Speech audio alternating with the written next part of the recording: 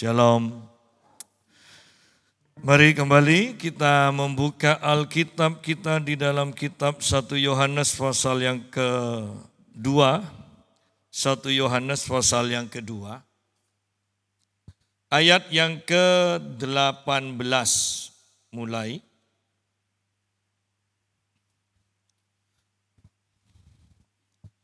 Anak-anakku, waktu ini adalah waktu yang terakhir. Dan seperti yang telah kamu dengar, seorang antikristus akan datang. Sekarang telah bangkit banyak antikristus. Itulah tandanya bahwa waktu ini benar-benar adalah waktu yang terakhir. Memang mereka berasal dari antara kita, tetapi mereka tidak sungguh-sungguh termasuk pada kita. Sebab jika mereka sungguh-sungguh termasuk pada kita, niscaya mereka tetap bersama-sama dengan kita. Tetapi hal itu terjadi supaya menjadi nyata bahwa tidak semua mereka sungguh-sungguh termasuk pada kita.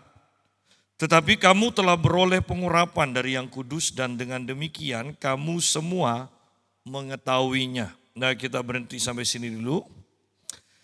Judul perikopnya sangat singkat, sangat sederhana, yaitu Antikristus.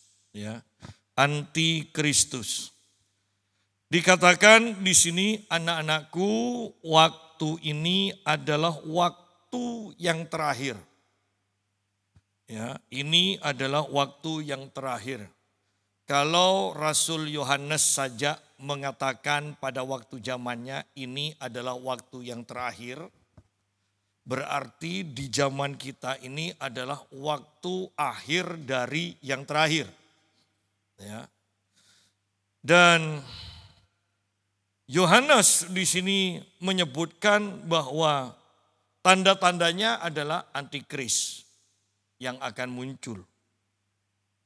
Dan kita sekarang juga mengarah ke sana. Ya.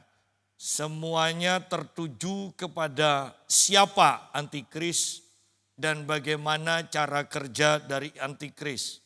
Ya. Dan keadaan tidak semakin baik. Keadaan tidak semakin baik. Bahwa hari ini kita mendengar Korea Selatan saja kacau. Ya, kacau. Ya, mereka sedang membahas bagaimana nanti peperangan, serangan-serangan ya dari Korea Utara dan sebagainya. Dan Presiden terpilih Amerika juga berkata, dalam waktu kalau tanggal 20 Januari tawanan dari Hamas itu, sandera Hamas itu tidak dilepaskan, maka Donald Trump, Amerika akan bertindak tegas. Wow, Anda bisa bayangkan keadaan-keadaan seperti ini? Belum bencana alamnya di mana sekarang pun kita sudah mendengar bagaimana banjir bandang, puting beliung. Ya. Semuanya serba kacau. Ekonomi bagaimana tadi kita sudah ditakut-takuti, tahun depan pajak naik lagi, ya, pajak naik lagi, enak aja naik, ya, enak kalau hanya menetapkan aturan kan enak. Ya. Pagi tadi di fitness saya sudah mendengar teman saya datang dan dia berkata, tidak bisa buka lagi, ya depotnya. Kenapa? Unjuk rasa unjuk rasa pemilu Ya, semuanya serba kacau. Tetapi kalaupun itu semua terjadi dan kita alami dan kita mati dalam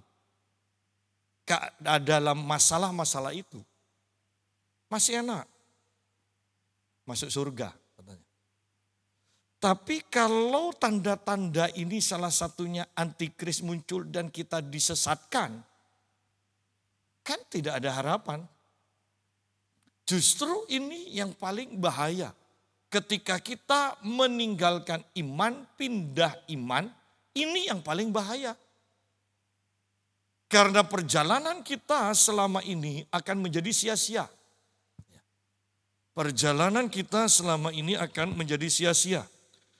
Nah, masuk ke dalam pembahasan kita sekarang. Anak-anakku, waktu ini adalah waktu yang terakhir. Dan seperti yang telah kamu dengar, seorang antikristus akan datang. Apakah kita siap? Apakah kita siap menghadapi ini? Beberapa hari yang lalu, kira-kira 3:30 pagi saya dibangunkan sama Evan. Dan dia bilang, "Papa bangun, aku minta doa." Kenapa? Saya bilang, "Ya, aku tadi ketemuan dengan beberapa kiai, beberapa orang. Ya, dan mereka katakan, kamu ini bisa lihat alam roh ya, kamu indigo." "Oh enggak," dia bilang. "Oh tapi kok beda ya?" Selesai di sana kemudian dikatakan Evan pulang dan naik mobil dan sepertinya ada yang nabrak. Sepertinya ada yang nabrak, padahal enggak. Hanya di alam rohnya itu ada yang nabrak. Nah kemudian dia katakan, aku berat. Aku sampai di sini pun masih merasa berat. Dan akhirnya saya berdoa dan dia peka dan dia katakan, sudah Pak, sudah ada. Nah yang saya mau katakan bahwa di sini adalah, lihat di sini bahwa ini akhir zaman. Apakah kita siap dengan iman kita? Tidak usah berbuat jahat. Saya selalu katakan ini, tidak usah berbuat jahat di akhir zaman, apalagi di Madura ini. Anda kelihatan senang aja, belum tentu orang lain senang. Ya. Anda kelihatan lebih senang dari mereka, tahu-tahu Anda disantet loh. Ya. Oleh karena itu saya menekankan, ayo persiapkan diri kita sungguh-sungguh. Beribadah sungguh-sungguh sehingga kuasa Tuhan itu nyata. Sehingga iman kita tidak tergoyahkan. Kenapa pentingnya iman tidak tergoyahkan? Karena istilahnya ya tinggal selangkah lagi finish. Kan sayang kalau tinggal selangkah lagi finish kita kemudian tidak sampai ke finish itu.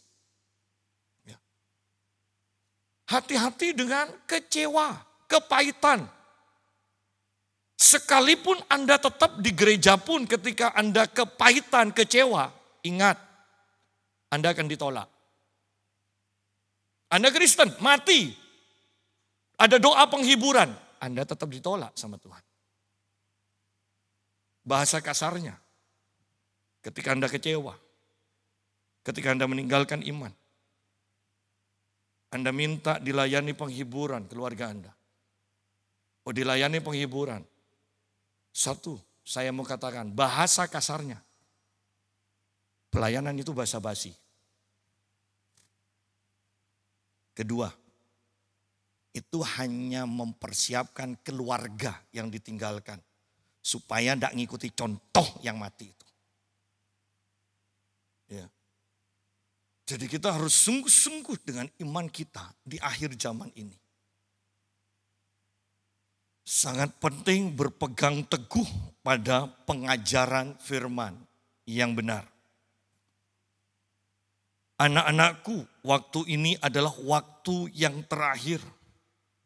Dan seperti yang telah kamu dengar, seorang antikristus akan datang. Sekarang telah bangkit banyak antikristus. Itulah tandanya bahwa waktu ini benar-benar adalah waktu yang terakhir. Lucu ya, bahwa anak buah ternyata keluar dulu, antikris ya. Nanti kepalanya antikris terakhir baru muncul. Ya. Kalau antikris ini hanya berbicara tentang ya menyesatkan pengajaran-pengajaran, kepala antikrisnya nanti dengan otoritas, dengan kuasa itu akan maksa kita untuk menyangkal iman. Puji Tuhan. Sebelum antikris berkuasa penuh kita tetap percaya kita sudah mengalami pengangkatan yang sungguh-sungguh. Ya. Pada sangkakala yang terakhir sebelum cawan ditumpahkan, orang benar itu akan mengalami pengangkatan. Ya. Jadi selama kita sungguh-sungguh dalam beribadah, sudahlah, tidak usah pikirkan kepala antikris ini. Kita tidak akan pernah bertemu dengan dia. Ya, tidak usah borong tanah untuk bercocok tanam. Ya, tapi kalau Anda tetap maksa percaya dengan beberapa pendeta yang bercocok tanam, ya, nanti saya kasih linknya Anda tentang berkebun bercocok tanam supaya Anda mengikuti. Saya dan istri saya selalu dikirimi, ayo Pak ikut Zoom tentang bercocok tanam berkebun. Ya. Padahal untuk buat pagar-pagar tanaman aja, kalau saya pagarnya belum jadi, emosi sudah timbul. Ya. Ya. Kalau pertukangan justru istri saya lebih ahli. Ya. Jadi ayo, ini akhir zaman, kita tidak usah terlalu bingung, tetapi kita harus waspada. Dikatakan seorang antikris akan datang, sekarang telah bangkit banyak antikristus. Ayat 15, memang mereka berasal dari antara kita, tetapi mereka tidak sungguh-sungguh termasuk pada kita. Beberapa waktu yang lalu kita sudah bahas antikristus itu kan ciri-cirinya yang paling utama, mereka menyangkal bahwa Allah menjadi manusia. Mereka menyangkal bahwa Yesus adalah Allah yang menjadi manusia. Mereka tetap tidak bisa terima. Ya. Mereka selalu berkata, kalau memang Allah kenapa kok disalib? Kok mati di atas kayu salib? Nah, kok begitu lemahnya? Itu mau dijelaskan bagaimanapun mereka tetap tidak akan percaya. Ya, karena mereka memang sudah dipengaruhi roh penyesat. Ya. Nah, dikatakan memang mereka berasal dari antara kita. Kalau mereka berasal dari kita, Kitab Ibrani mengatakan, siapa yang sudah menginjak darah anak domba itu, siapa yang sudah pernah mengecap karunia Allah, dan mereka menghina, mereka meninggalkan itu semua, mereka tidak mungkin kembali lagi. Mereka tidak mungkin kembali kepada iman yang semula. Pak, tapi menjadi kembali Kristen. Oh, bisa jadi. Tetapi ingat, manusia roh tidak mungkin. Tidak mungkin. Tidak mungkin. Walaupun banyak yang berkata selama kita masih hidup. Selama kita masih hidup. Masih ada kemungkinan untuk bertobat dan diterima Tuhan. Oh, silahkan.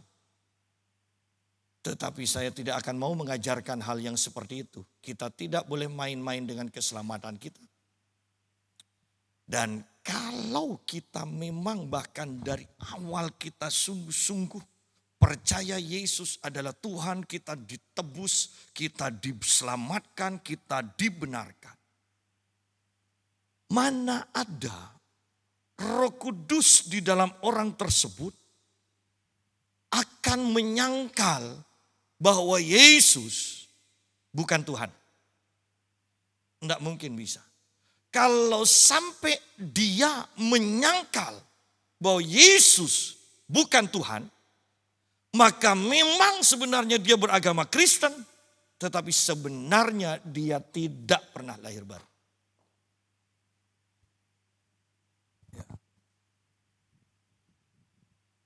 Dan di sini dikatakan memang mereka berasal dari antara kita. Perhatikan ini. Tetapi mereka tidak sungguh-sungguh termasuk pada kita. Kalau memang kekristenannya sungguh-sungguh, tidak mungkin sangkal iman. Kalau kekristenannya sungguh-sungguh, kalau lahir baru, tidak mungkin menyangkal iman. Tidak mungkin meninggalkan imannya kepada Yesus. Kalau memang mereka lahir baru. Mereka Kristen, iya, tapi tidak sungguh-sungguh Kristen. Nah, kan seperti itu. Jelas di sini.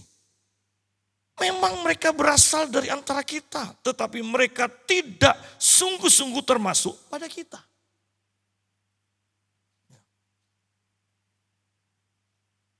Dan sekarang kita melihat banyak yang antikristus. Tidak pernah ada zaman seperti zaman sekarang. Melalui YouTube perdebatan-perdebatan, antikristus itu nyata. Artinya bahwa perdebatan itu selalu menyangkal Yesus adalah Allah yang menjadi manusia. Saya tadi mendengarkan seorang apologet yang berkata begini, heran dengan para mualaf itu. Waktu jadi Kristen, mereka baca Alkitab tapi tidak sungguh-sungguh. Sekarang jadi mualaf, mereka sudah di masjid, tetap aja Alkitab yang dibahas. Kok bukan Al-Quran? Seharusnya dia bilang. Kan betul kan juga. Seharusnya mereka jadi mualaf, mereka Islam, sekarang Al-Quran yang mereka bahas. Ini justru Alkitab yang dibawa ke dalam masjid untuk dibahas. Dan apologet ini berkata, puji Tuhan, kapan lagi Alkitab dibahas di masjid? Ya kan? Puji Tuhan, dia bilang. Tetapi lucunya ya tetap pembahasannya muter-muter di sana. Kalau Anda perhatikan, sudah dari semua apologet, bahkan yang Islam itu ya, yang mualaf, muter bahwa Yesus bukan Allah yang menjadi manusia. Muter di sana. Ya. Artinya bahwa kebenaran satu ini sangat mutlak dan sangat penting. Allah menjadi manusia untuk menyelamatkan kita. Ini sangat penting.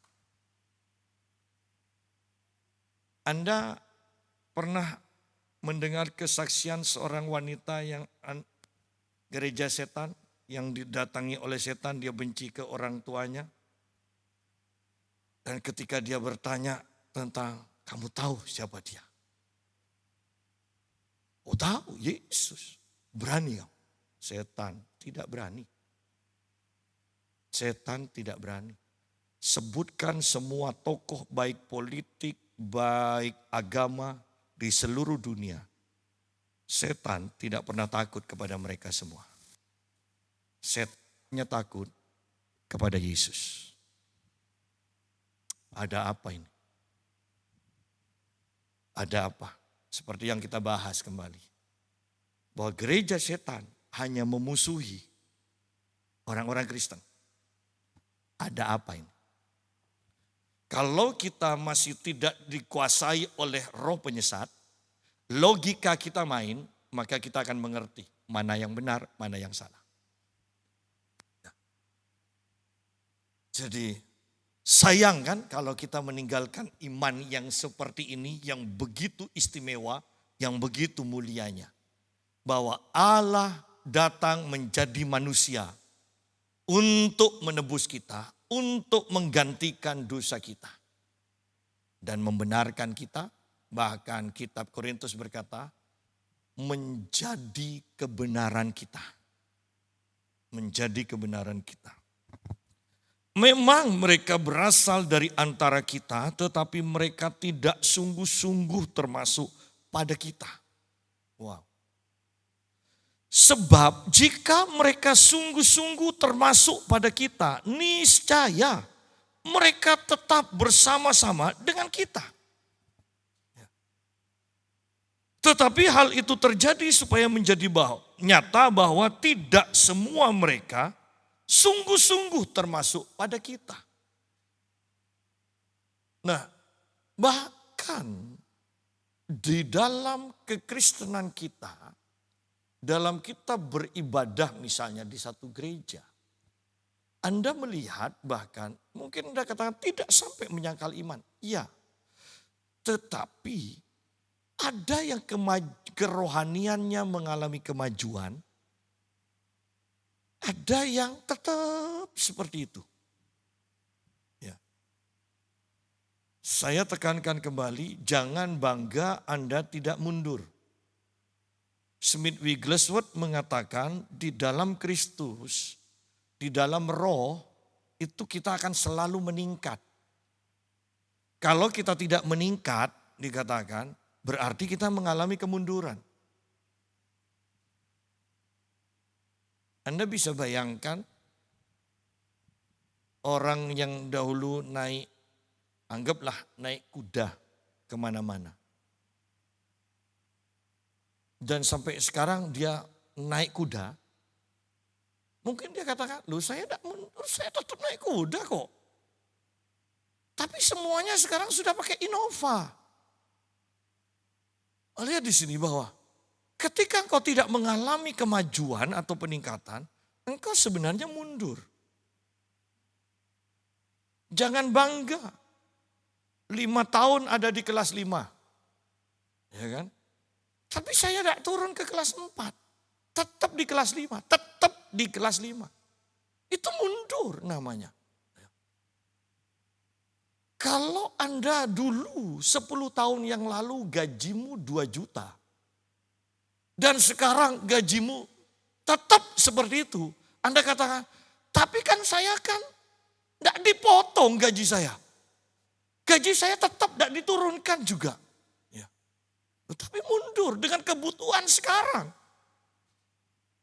Anda harus sungguh-sungguh perhatikan kalau ke toko. Ini harganya berapa, ya kan? Jadi lihat di sini bahwa banyak orang bangga dengan tidak mengalami kemunduran. Tetap stabil. Oh, Anda bisa bayangkan kalau HP sekelas Nokia aja tiba-tiba lenyap karena tidak mengikuti kemajuan. Jadi ketika iman kita juga tidak mengalami kemajuan, Anda akan lenyap pada akhirnya. Anda mungkin akan meninggalkan iman Anda. Anda akan disesatkan. Tidak mungkin iman yang benar, tidak mungkin benih yang tidak fana, itu mati. Ingat namanya di dalam Petrus ya, benih yang tidak fana disebutkan. Kalau yang namanya benih pasti bertumbuh, apalagi ditambah yang tidak fana, itu pasti bertumbuh. Kalau sampai itu tidak bertumbuh, wow, ada yang aneh, ada yang salah pasti. Ya. Nah, kembali di sini bahwa ayat yang ke-19 ini sungguh-sungguh harus kita perhatikan. Bahkan di dalam satu ayat kata sungguh-sungguh ini diulang sampai 3 kali loh. Memang mereka berasal dari antara kita, tetapi mereka tidak sungguh-sungguh termasuk pada kita. Sebab jika mereka sungguh-sungguh termasuk pada kita, niscaya mereka tetap bersama-sama dengan kita. Tetapi hal itu terjadi supaya menjadi nyata bahwa tidak semua mereka sungguh-sungguh termasuk pada kita. Anda baca dengan cepat aja, Anda akan membaca, Anda akan bertemu, Anda akan sepertinya kata ini dihidupkan. Sungguh-sungguh, sungguh-sungguh, sungguh-sungguh. Ada satu ayat dalam Alkitab mengatakan, marilah kita lebih sungguh-sungguh. Nah kan, kata sungguh-sungguh, pertanyaannya sekarang, apakah kita sudah beribadah sungguh-sungguh? Apakah kita menjadi orang Kristen sungguh-sungguh? Ini harus dipertanyakan kepada diri kita sendiri. Ya. Nah, ayat 20 mengatakan, tetapi kamu telah beroleh pengurapan dari yang kudus. Dan dengan demikian kamu semua mengetahuinya. Terjemahan yang tepat mengatakan dengan demikian kamu mengetahui segala hal. Ya. Artinya bahwa ketika kita percaya Tuhan Yesus kita menerima pengurapan. Dan ini berbicara pengurapan yang di dalam kita. Bukan pengurapan yang di atas, bedakan. Bahwa sebenarnya Kita itu langsung tahu kok. Tidak usah diajar kata ayat 27. Tidak usah diajar. Ketika ada orang yang mengatakan bahwa Yesus bukan Allah, Yesus bukan Tuhan, kita sudah tahu. Ini roh penyesat. Tidak usah Anda tanya kepada pendeta Anda benar apa enggak yang dikatakan orang tersebut. Anda sudah tahu di dalam Anda. Ini sesat. Ini tidak benar. Tidak usah dibahas. Banyak orang sebenarnya, kalau boleh saya katakan, sekarang itu sudah tidak punya pengurapan yang ada di dalam. Apakah mungkin karena mereka sudah selama ini tidak pernah menghiraukan alarm dari pengurapan yang di dalam ini? Ya. Sungguh. Sekalipun pendeta-pendeta terkenal sekelas apapun juga berkata kepada saya, perpuluhan sudah tidak berlaku lagi di dalam perjanjian baru. Saya tidak percaya. Kenapa? Ada kesaksian batin di dalam diri saya bahwa perpuluhan tetap berlaku di perjanjian baru. Dan saya tidak perlu diajar oleh orang lain tentang hal itu. Itu adalah kebenaran yang sudah pasti. Sama dengan Yesus adalah Tuhan. Tidak usah diajar lagi. Tidak usah Anda datang kepada pendeta A, pendeta B mencari kepastian. Pak, betul katanya orang ini Yesus ternyata bukan Tuhan. Tidak usah. Sudah ada kepastian di sini. Heran. Bahkan seorang pendeta terkenal mengatakan, Yesus bukan juru selamat. Ya kan? Yesus itu tidak setara dengan Allah. Loh, padahal Yesus katakan, aku dan Bapa satu. Sudah jelas Yesus juru selamat. Pendeta ini katakan, yang juru selamat itu Yahweh. Dia nyuruh Yesus. Tapi jadi juru selamatnya Yahweh, bukan Yesus. Akhirnya tergeletak juga dia. Kebanyakan mikir mungkin. Tergeletak. Yang saya mau tekankan dengan kejadian ini, ingat. Tuhan pun ada batasnya. Ya. Ketika seorang hamba Tuhan terkenal, kemudian agak aneh-aneh. Aneh-aneh. Bahkan dia sampai ngajarkan bulan-bulan ini bulan pelawak tua, bulan apa segala macam. Ketika sedang dieluk-elukan, mati. Pengikutnya tidak percaya sampai semuanya doa supaya dibangkitkan lagi. Karena orang ini adalah dua saksi Allah nanti yang disebutkan di dalam kitab Wahyu. Tetap aja mati. Tetapi yang saya mau katakan, kesalahan kita awalnya, dibiarkan. Tuhan memberikan kesempatan bertobat. Dibiarkan, Tuhan memberi kesempatan bertobat. Tetapi ketika engkau tidak mau bertobat, Tuhan akan ambil. Kenapa? Karena Tuhan mengasihi umatnya. Supaya tidak lebih banyak yang disesatkan. Anda bisa bayangkan kalau pendeta yang terkenal, yang sudah ada kata diurapi, yang sudah disebut dua saksi Allah di kitab Wahyu. Kalau ini dibiarkan terus hidup, penyesatan akan terjadi di mana-mana. Tuhan ambil seketika dan semua orang tidak percaya. Lihat bahwa ingat kesabaran Tuhan ada batasnya. Ya. Nah, banyak orang yang mengeraskan hati. Mereka bertanya, kartu tarot boleh apa enggak Pak? Ya.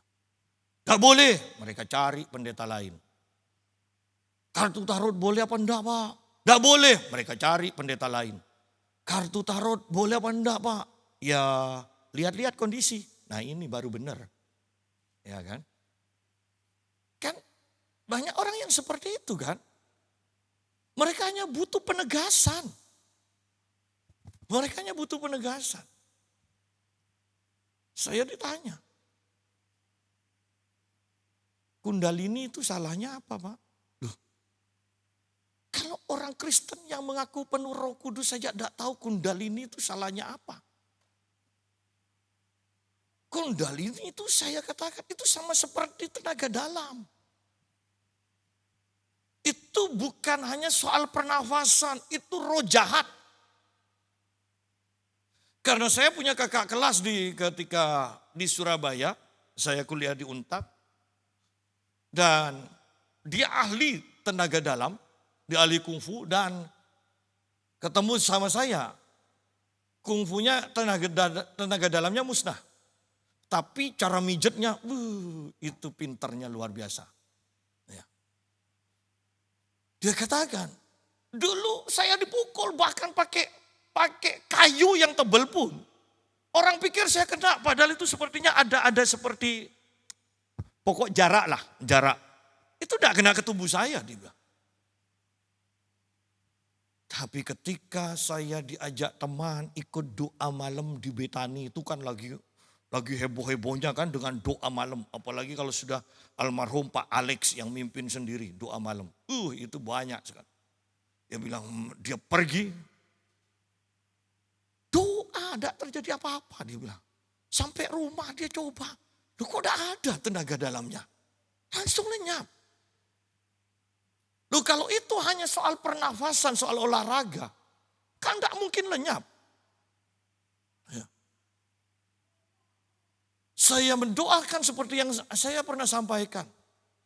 Banyak orang Kristen tidak percaya bahwa yoga itu tidak boleh. Banyak orang Kristen yang tidak percaya. Walau untuk kesehatan Pak, segala macam. Seorang ibu muda datang di Surabaya ke saya. Dia bilang, ada apa? Lutut saya sakit Pak. Ketika saya doakan tumpang tangan, perempuan ini terbang. Dan saya katakan, turun kamu. Saya doakan lagi dia kayang. Kamu ini ikut yoga. Iya Pak. Tapi saya sudah 2 tahun berhenti. Kenapa? Karena dia tidak bisa menguasai ketika cakra atau kundalininya ini aktif tiba-tiba. Dia bilang, bahkan di mall pun dia seperti orang kesurupan. Saya berhenti. Tapi lihat, setelah berhenti pun, orang ini tetap sakit lutut, sakit apa. Itu butuh pelepasan. Nah banyak orang tidak percaya. Banyak orang Kristen ikut yoga loh. Ya kan? Banyak orang Kristen tetap tidak percaya bahwa tato itu bahaya. Ya. Ini kan seni Pak. Bedakan zaman dulu, zaman sekarang. Dulu memang untuk penyembahan. Tapi sekarang, berapa banyak orang-orang petarung-petarung itu masih suka mentato tangannya. Kenapa? Karena itu melambang ke mereka berkata, kekuatan baru itu masuk ketika mereka ditato. Jadi orang seperti ini ya, yang percaya gitu, mereka akan tanya kepada banyak pendeta. Ketika pendeta kata, tidak boleh, tidak sesuai firman Tuhan. Oh ya, mereka mungkin tidak berbantah, mungkin ada yang berbantah. Tapi mereka akan cari pendeta lain. Kalau bilang, tidak boleh, mereka akan cari pendeta lain. Sampai ada satu yang mengatakan, itu tidak masalah, yang penting tujuannya. Nah kan, ini baru benar. Lihat, orang yang seperti ini tidak berjalan berdasarkan pengurapan ini. Pengurapan yang di dalammu itu akan membuat engkau tahu. Walaupun engkau mungkin tidak bisa menjelaskan. Tapi engkau tahu ini salah, ini benar. ini salah, ini benar. Itu gunanya pengurapan. Ketika saya di Ungaran, saya bertemu dengan satu orang pendeta. Kita setelah doa kita bicara-bicara, kemudian saya kok tidak enak ya. Dia bercerita, saya pergi ke pedalaman ini, banyak orang disembuhkan, saya dirikan gereja di sini. Kemudian saya pindah ke tempat lain, oh saya dirikan gereja. Saya tidak enak. Saya keluar, ya kan? Saya keluar. Kemudian saya pikir, Pak Eko kalau tidak peka itu akan betah dengarkan. Saya tunggu di luar. Tidak lama kemudian, tidak sampai 5 menit Pak Eko keluar. Loh, Pak Eko kok keluar? Apa itu pembohong itu Pak Yusak? Oh puji Tuhan, peka. Ya. Kemudian Dokter Heri juga yang selama kami pelayanan di Semarang, Ungaran, dia selalu setia ngantarkan kami. Tiba-tiba keluar juga. Pak Heri kok keluar? Pak Yusak bohong itu. Oh ya sudah, berarti tidak sia-sia kamu ikut saya. Ya. Bahwa ada kesaksian batin di mana itu disebabkan oleh pengurapan di dalammu ini loh. Yang akan membuat engkau tahu. Ya. Mungkin ada yang pernah kaum muda remaja di sini, ingat. Dulu di ibadah kaum muda, ada ketua kaum muda, itu adalah sales cap, kok pokoknya kopi cap kepala singa. Nah ketika saya mendengarkan khotbahnya, ini saya tidak enak, saya masih pengerja. Jadi belum punya wibawa. Ya. Saya dengar, kok tidak enak, bohong ini kesaksiannya. Saya keluar. Kemudian selesai ibadah, beberapa hari kemudian rame kan. Pamekasan ini pokok asal ada isu sedikit kan pasti tahu kan. Kemudian akhirnya datang beberapa orang ke saya. Pak Yusak seharusnya kan tidak boleh keluar seperti itu. Tidak menghormati. Ya, tapi saya merasa tidak enak. Iya tapi Bu ya tetaplah di gereja. Tapi memang saya sudah tahan untuk ada di gereja. Tetap aja tidak enak. Sudah saya disalahkan kan tidak mungkin kan pengerja. Kalau sekarang kan terserah saya. Ya kan? Nah, tidak lama kemudian, orang ini tidak ada di rumahnya. Lari. Kenapa? Menggelapkan uang dari perusahaan. Lihat di sini, saya tidak ngerti apa salahnya, tapi di sini ini tidak enak. Ya. Anda pun para pengusaha, kalau mau buat janji deal ya, kalau Anda sudah tidak enak, walaupun kelihatannya, wah ini menjanjikan, ini untung banyak. Tapi kalau ini sudah tidak enak, jangan dipaksa. Jangan. Pengurapan ini akan mengajar, memberitahu kepada kita apa yang baik, apa yang jahat, apa yang benar, apa yang salah. Sekalipun kau tidak bisa menjelaskan pada waktu itu, nanti beberapa waktu kemudian kau akan tahu, oh ternyata ini maksudnya. Hati saya yang tidak enak itu. Jadi Anda harus mengerti kebenaran-kebenaran yang seperti ini. Karena ini merupakan perlengkapan bagi kita di akhir zaman supaya kita tidak disesatkan. Ya. Ayat 21, aku menulis kepadamu. Bukan karena kamu tidak mengetahui kebenaran, tetapi justru karena kamu mengetahuinya. Dan karena kamu juga mengetahui bahwa tidak ada dusta yang berasal dari kebenaran. Lihat di sini, Rasul Yohanes mengatakan, aku menuliskan ini karena kamu tahu kebenaran. Berarti karena kamu hidup dalam kebenaran. Kamu lahir baru. Hal-hal seperti disebutkan ayat yang ke-18 dan 19. Itu percuma diberitahu kepada orang yang tidak hidup dan tidak mengenal kebenaran.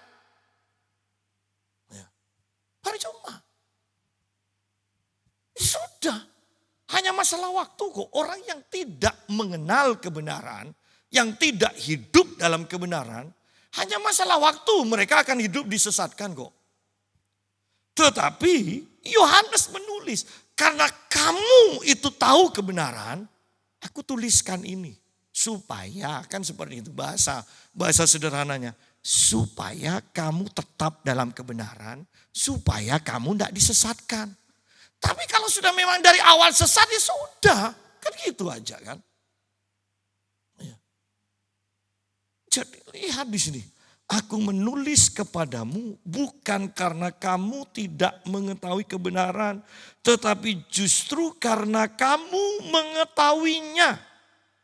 Dan karena kamu juga mengetahui bahwa tidak ada dusta yang berasal dari kebenaran. Jangan berkata pada saya, ada dusta putih, ada dusta hitam, ada dusta kecil, ada dusta. Sampai kemudian dibahas kan. Ya berdusta tidak masalah, lihat kepentingannya. Nah, banyak pendeta yang seperti itu, kemudian mereka ngambil ayat. Kalau sampai Rahab tidak berdusta, ya kan? Oh itu 2 utusan, Israel itu pasti ketangkep. Jadi lihat dusta itu untuk apa? Nah parah sudah. Mereka tidak tahu bahwa Rahab berdusta karena mereka memang bukan umat Allah. Ya kan? Rahab itu bukan umat Allah. Rahab itu orang di Yeriko. Hidup secara kafir. Dia diselamatkan karena menyelamatkan. Bukan karena dustanya, ingat. Karena menyelamatkan, karena percaya kepada 2 orang ini. Bukan diselamatkan, bukan karena dustanya, ingat. Ya, jangan dibalik-balik. Ya, para mualaf itu membahas Alkitab kan dibalik-balik kan. Oh di Al-Quran itu kan hanya kita boleh kawin poligami 4. Tapi kalau Kristen bisa sampai 100 Yesus ngajarkan. Yang diambil apa? Barang siapa yang meninggalkan keluarganya. Ya kan? Selagi di bumi dia akan mendapatkan 100 kali lipat. Nah, dikatakan Yesus mengajar kawin 100. Nah, kan konyol seperti ini. Ya. Jangan dibalik-balik. Dusta tidak mungkin berasal dari kebenaran. Jangan katakan, lihat-lihat dustanya itu apa. Kalau demi keselamatan, tidak apa-apa berdusta. Lu mana ada. Ini kan tambah kacau buat teologi nanti. Dusta demi keselamatan. Tidak ada. Dan di sini jelas. Tidak mungkin ada dusta yang berasal dari kebenaran. Tidak mungkin. Iya. Kemudian bahkan masuk lebih dalam lagi dikatakan, siapakah pendusta itu? Bukankah dia yang menyangkal bahwa Yesus adalah Kristus? Atau Yesus adalah Tuhan di sini kan? Yesus adalah Kristus. Dia itu adalah antikristus. Yaitu dia yang menyangkal baik Bapa maupun anak. Bahwa jelas di sini dikatakan, yang menyangkal Yesus adalah Tuhan, adalah pendusta. Bapak pendusta siapa? Iblis.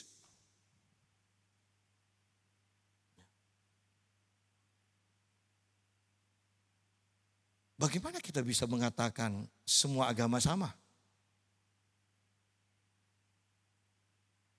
Bukankah kita berdusta kalau mengatakan seperti itu? Atau kita termasuk orang yang tidak mengenal, tidak tahu kebenaran. Kalau orang tidak tahu kebenaran, tidak perlu diajar kebenaran. Tidak perlu. Karena dia tetap akan nyangkal, dia akan nyangkal, dia akan nyangkal.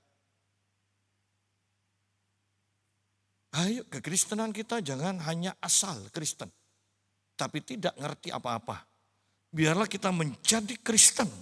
Yang dikatakan justru karena kamu mengetahui kebenaran. Kita harus tahu kebenaran. Kita harus tahu firman Tuhan. Siapa pendusta itu dikatakan? Bukankah dia yang menyangkal bahwa Yesus adalah Kristus? Setiap orang yang menyangkal Yesus adalah Tuhan, dia adalah pendusta. Dan dikatakan tidak ada dusta yang berasal dari kebenaran. Tidak ada. Oh, ini kan sangat mengerikan akhirnya nanti.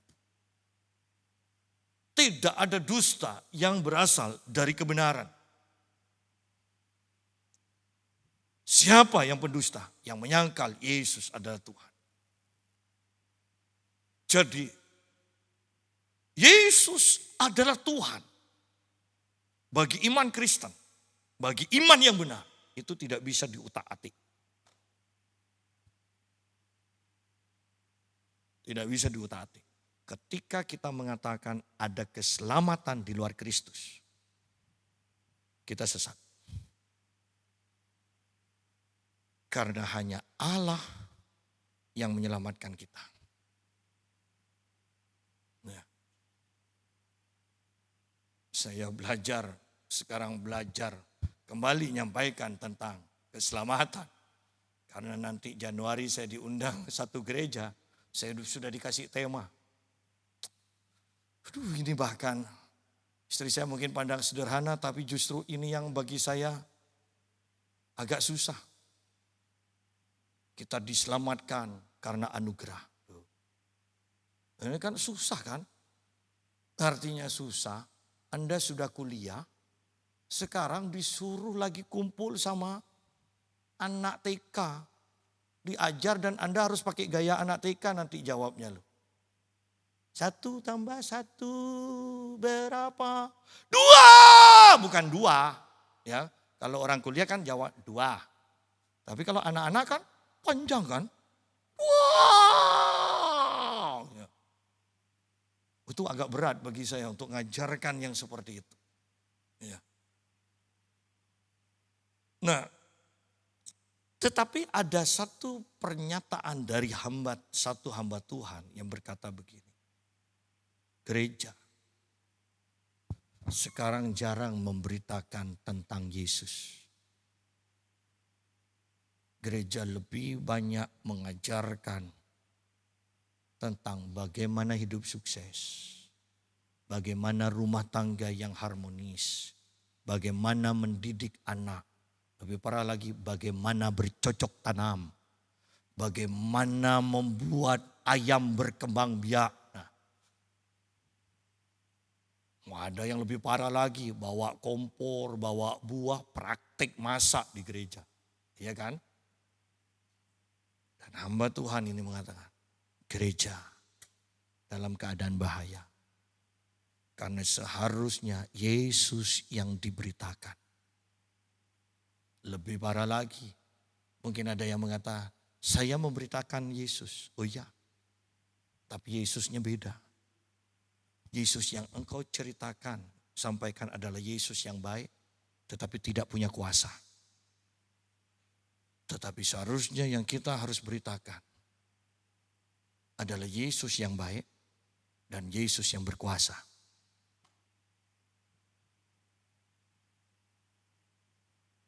Semoga kita akan mendengarkan tentang Yesus yang benar di akhir zaman. Jangan pernah berkompromi. Dia itu adalah antikristus. Yaitu dia yang menyangkal baik bapak maupun anak. Kalau dibalik kan tidak sama kan? Tidak salah kan? Yang menyangkal anak dan bapak.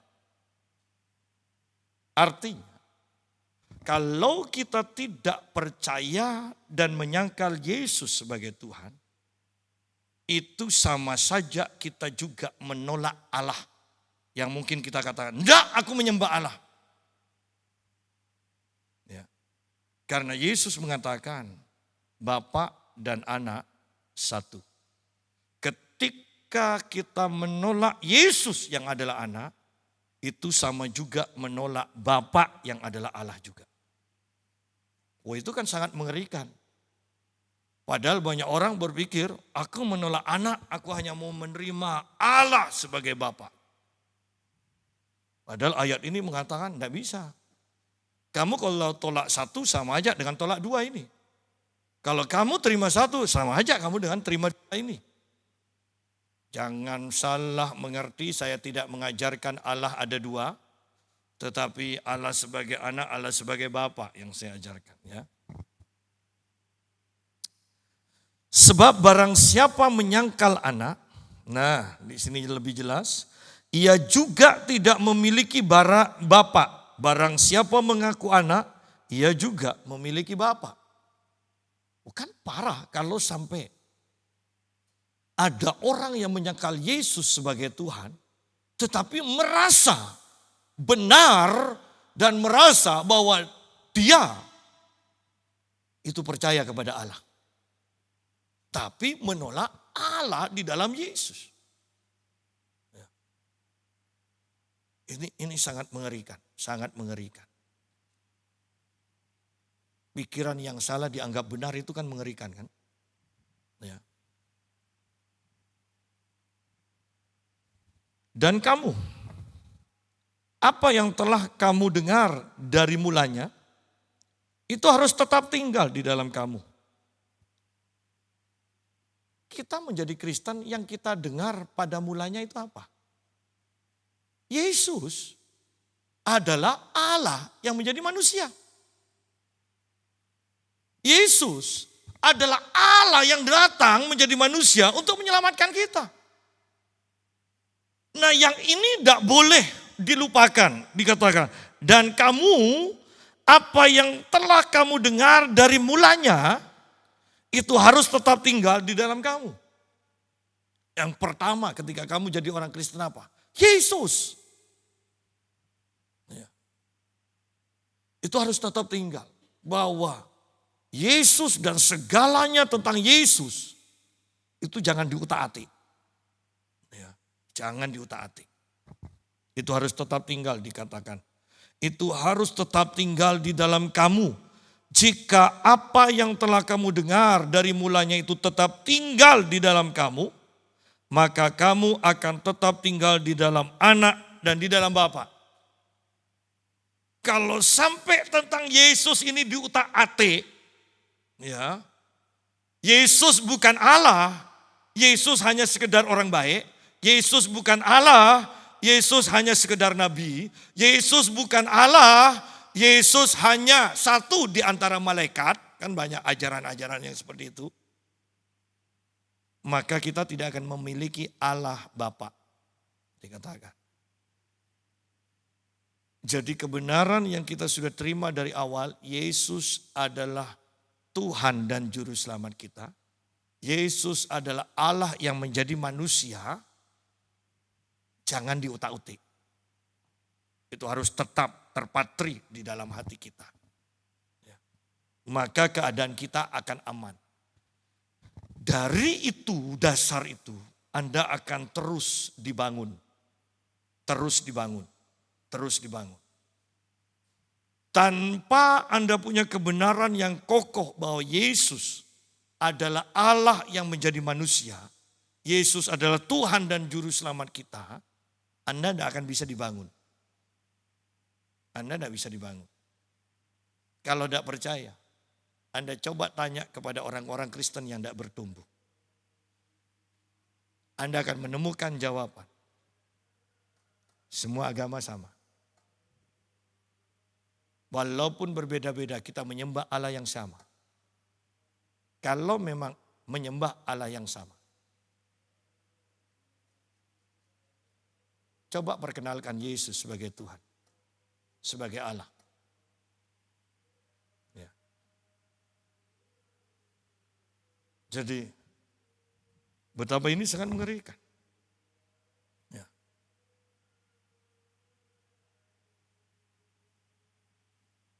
Jangan sampai iman kita goyah dan menjadi iman universal. Jangan. Ya. Ayat 25, dan inilah janji yang telah dijanjikannya sendiri kepada kita, yaitu hidup yang kekal. Dan inilah janji yang telah dijanjikannya sendiri kepada kita. Yaitu hidup yang kekal. Dalam satu perdebatan dari agama tetangga kita mengatakan, sama aja Yesus mengaku adalah jalan kebenaran dan hidup. Nabi kami pun mengaku. Dia kata, mana dalilnya? Disanggah sama orang Kristen. Mana dalilnya? Dikeluarkan. Dan Allah berfirman kepadanya.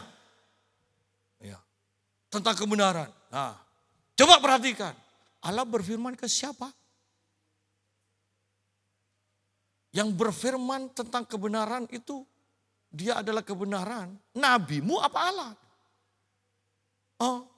Wanda tidak mengerti. Dia. Loh, ini kan sudah jelas artinya. Lihat, hanya Yesus yang menjanjikan hidup yang kekal. Nabi tidak bisa menjanjikan. Hanya Allah yang menjanjikan hidup yang kekal. Anda tidak boleh tergoyahkan di sini. Ya. Dan inilah janji yang telah dijanjikannya sendiri kepada kita. Yaitu hidup yang kekal. Hidup yang kekal. Ya. Semua itu kutulis kepadamu yaitu mengenai orang-orang yang berusaha menyesatkan kamu. Bahwa di sini ditulis dari ayat 18 sampai ayat 25. Untuk kita umat Tuhan berjaga-jaga. Kenapa? Banyak orang yang akan berusaha menyesatkan kita. Bahwa siapapun yang menyangkal Yesus adalah Tuhan, itu adalah pengajaran yang sesat. Siapapun yang mengatakan ada keselamatan di luar Yesus, itu adalah pengajaran yang sesat. Siapapun yang mengatakan bahwa Allah itu dari semua agama sama, itu ajaran yang sesat. Kenapa saya berani katakan? Karena setiap agama tidak akan mau untuk mengakui Allah dari agama yang lain. Jelas kan?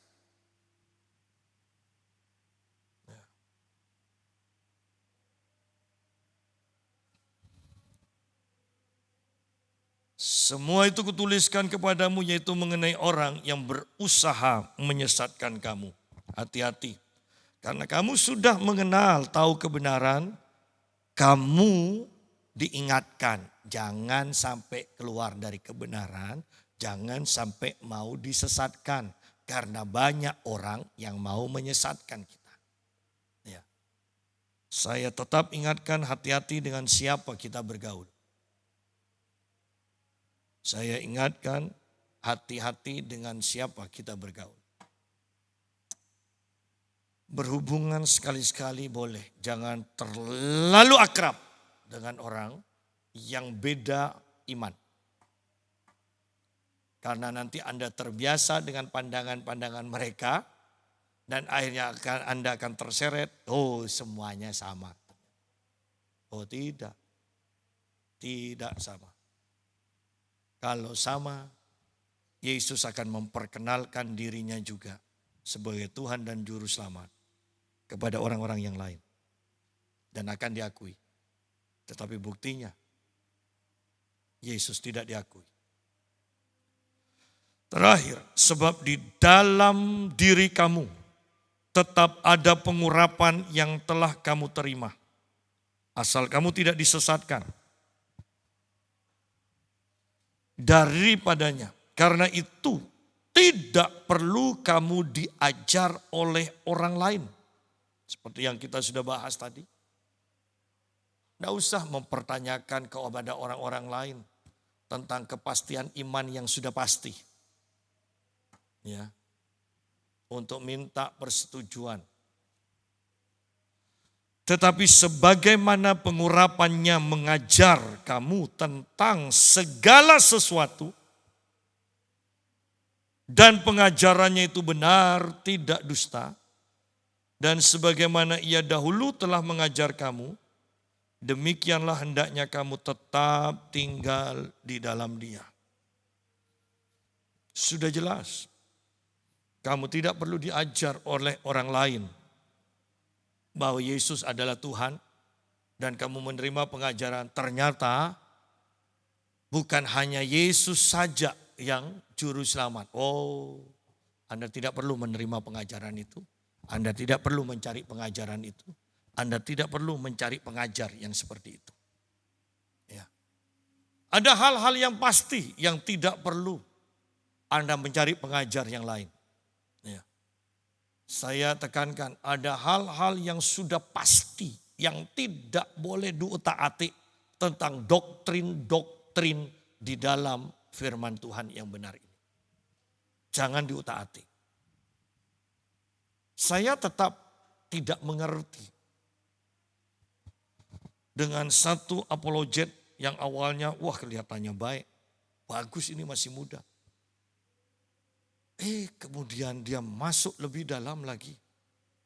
Dia berkata, baptis itu tidak perlu selam.